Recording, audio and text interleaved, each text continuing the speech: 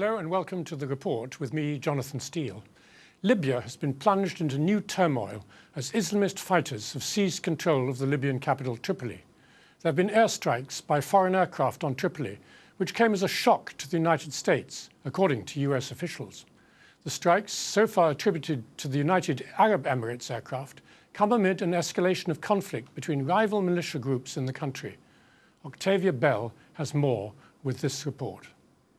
Airstrikes in the Libyan capital Tripoli over the last week are said by US officials to have been carried out by the United Arab Emirates. The strikes took place from air bases in Egypt, but Egypt has denied direct involvement. The UAE has so far neither admitted nor denied the attacks. The US government has alleged they did not know about the raids. Libya's ambassador to the United Nations, Ibrahim Dabashi, is skeptical about the alleged origin of the strikes. Referring to the UAE, he said, "They are not even technically capable, and it would also be a very sensitive thing for them politically."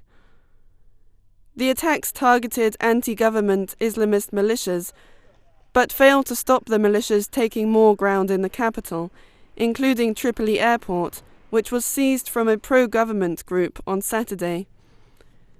A rival government to the one elected in June has been established by reconvening parliament, forcing the existing government to flee to the eastern city of Tobruk.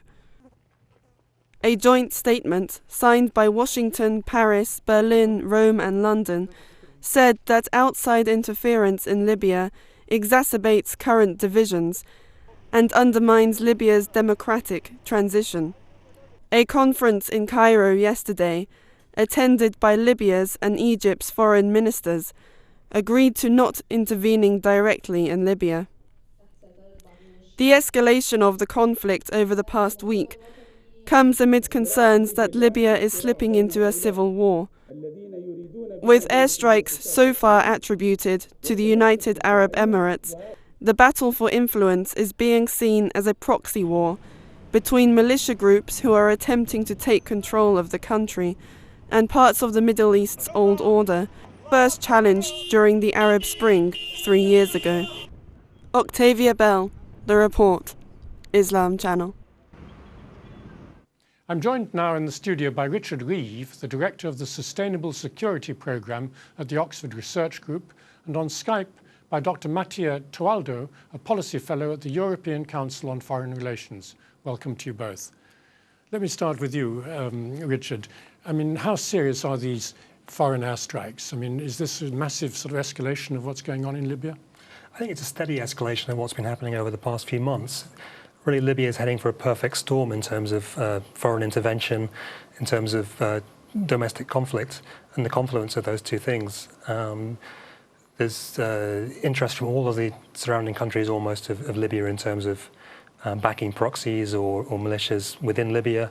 There's a distraction in general towards other conflicts in the Middle East that allows various parties to intervene without drawing too much attention. And there's a real escalation of the situation on the ground. I mean, these planes were refueled in the air, but they seem to have been operating from bases in Egypt. So Egypt is also intervening in Libya then?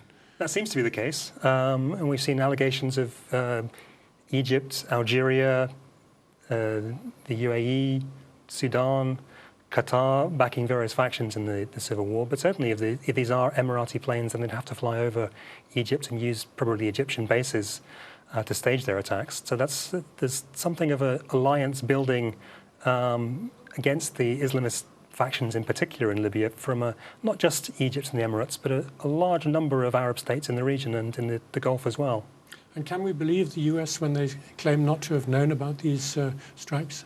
I think that would be rather surprising. I mean, most of the Emirati Air Force is based at the same Al Dhafra base that the US uses, so they can see the fighters and the refueling aircraft come in and go out. They have very good contacts, intelligence in terms of what the Emiratis are doing. They're very well connected in Egypt. So I think it'd be very surprising indeed if the US did not know that the UAE was moving aircraft to Egypt and they were using them over Libya as well. Well, let me come to Dr. Mattia Toaldo. I mean, inside Libya now, we have two parliaments, two governments. Does that mean the country is really heading towards a breakdown, you know, sort of division, partition? Well, this has been the reality, more or less, for the past 6 months. And the elections in June have just accelerated this dynamic. The current parliament in Tobruk has been steadily losing legitimacy in the camp, so-called Islamist camp, the Dawn operation. And I think the events of the last week with the airstrikes have only accelerated this dynamic. So unfortunately, events are spiraling down towards a major crisis. And what's the role of the European Union and its governments? I mean, they backed the Tobruk Parliament. Should they be more, you know, neutral and try and negotiate between these two new parliaments, or is it right that they support Tobruk? Well, I wouldn't say they support Tobruk full stop, and I wouldn't say they haven't been negotiating. The EU and the UN have been negotiating hard between the two parties. They have warned several times the parliament in Tobruk that it needs to be more inclusive, and they will probably add some meat to these statements. They have already, because they said that the ICC has jurisdiction over Libya and those who are committing crimes today will be punished. And they will probably add more meat in terms of sanctions. We'll need to wait and see. But isn't there a third group? I mean, what's going on in Tripoli itself seems to be between the Misrata militias and the Zintan militias. So that's something that is kind of separate from what's going on in Tobruk, isn't it?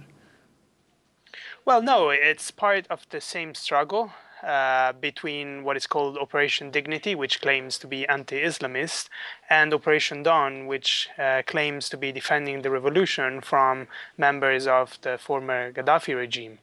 These are the two competing narratives today in Libya.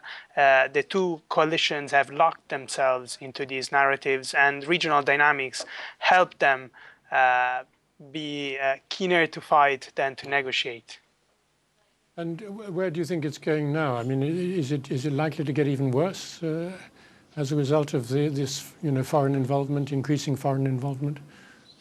I hope not. And if I have to think to a rationale for the American leak, is exactly to call the bluff. And I think it's not coincidental that the leak came on the same day as the summit in Cairo between Libya's neighbors, in which Libya's neighbors stated that they didn't want to interfere in Libya. And there came the New York Times article that said that they did interfere in Libya. So there was kind of a preemptive warning that look what happens when you interfere in Libya. And if you think about the military aspect of the airstrike, well, they failed completely. Just hours after they conducted the strike against the militias from Misrata, the same militias conquered the airport in Tripoli. Well, Richard, if I can come back to you, I mean, the fact that these airstrikes happened even with the US knowledge, and they've now had to sort of leak it in an attempt to sort of embarrass the Egyptians, doesn't that show that US influence is really rather minimal now in this crisis, and that the Arabs are doing this regardless of what the US wants? Well, the US has a rather weak influence. It's only one of several players in Libya. Clearly the neighbors, in particular Egypt and Algeria, Tunisia to a degree, see the greatest threat from Libya, from the various Islamist groups, from the Qatari Muslim Brotherhood influence, from the collapse of Libya. But you see all these states lining up. I mean, the potential for intervention in Libya is enormous. Not that anyone has a massive will to intervene, but in terms of the capabilities, Egypt, Algeria right next door, the French have been moving their forces steadily northwards through the Sahel. They have now bases, an air base in northern Chad that they could use if they wanted to against Libya. The Americans have been building up assets to some extent on Sicily and in the Mediterranean.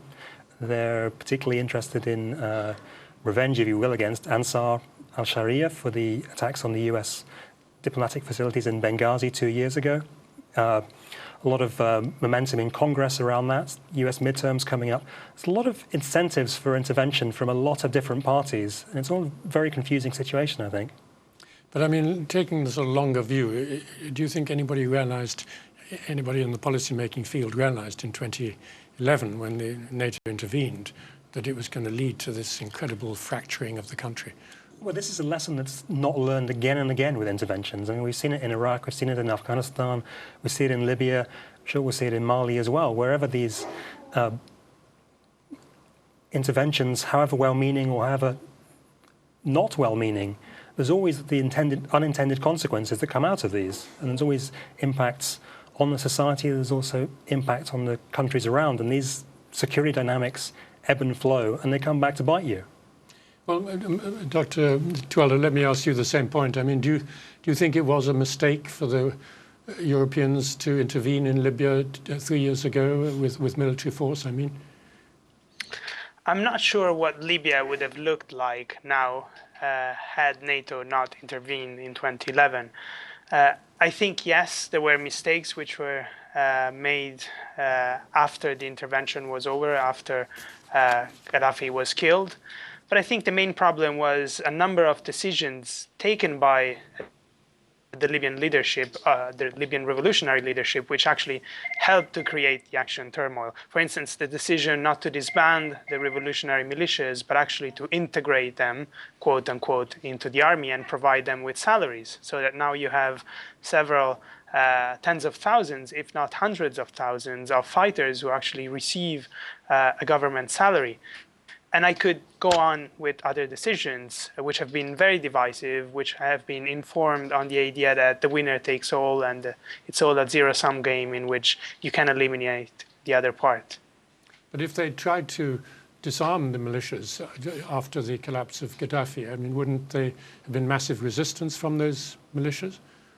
I'm not sure. There have been several surveys among the militiamen in 2011 and early 2012, and not all of them, only a fraction of them wanted to stay in the armed forces. Most of them, for instance, would have preferred a loan to start their own business. Now, 3 years later, it's very difficult to say to these people that they need to disarm, especially if you don't offer them an alternative perspective. Now, we've been talking, about the international policymakers, the militias and so on. What about the civilians, ordinary people living in Tripoli and Misrata and so on? I mean, is this fighting getting, are there a lot of civilian casualties, or is this mainly taking the lives of various militias fighting each other?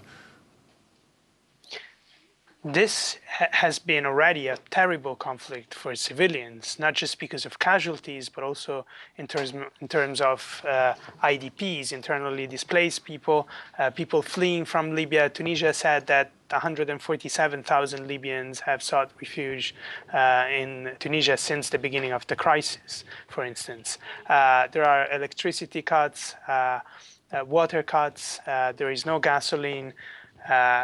Basically, there is no international flights out of Libya. So it's a terrible moment for Libyan civilians. And nevertheless, many civilians in Libya in the past 3 years have braved the militia power and have demonstrated in the streets of Libya against the militia rule. Well, what's your take on that, Richard? I mean, do you see this as something that's going to be increasingly affecting ordinary civilians? I mean, is there normal life possible now at this stage? I think it's very difficult. We haven't seen massive civilian casualties like we have in Syria or some other conflicts, but the displacement is huge. The disruption to infrastructure, to normal life, to electricity, water and so on is large. But yeah, this could well get worse. And Libya, of course, is interesting for a lot of people because of its oil reserves. I mean, is oil being pumped and exported normally, or is it all in the hands of warlords and being smuggled? It's ebbed and flowed. I mean, the oil has been disrupted increasingly the last few months over different militias that have claimed both oil wells and the export infrastructure, particularly in the east. And that's a big loss of revenue to the Libyan state authorities that were trying to reassert control, whatever the legitimacy. But Libya's oil potential is enormous. I mean, it has the largest reserves in North Africa by a long way. It's just on the doorstep of Europe, which is looking for alternative supplies. So there's another big geopolitical influence and interest in the area because of the oil and gas. Well, on that note, we'll have to end. We've come to the end of this segment of our program this evening. I'd like to thank my guests, Richard Reeve and Mattia Toaldo, for joining us. And please rejoin us in the second part of the programme, where we'll be looking at the main stories in today's news. So please stay with us.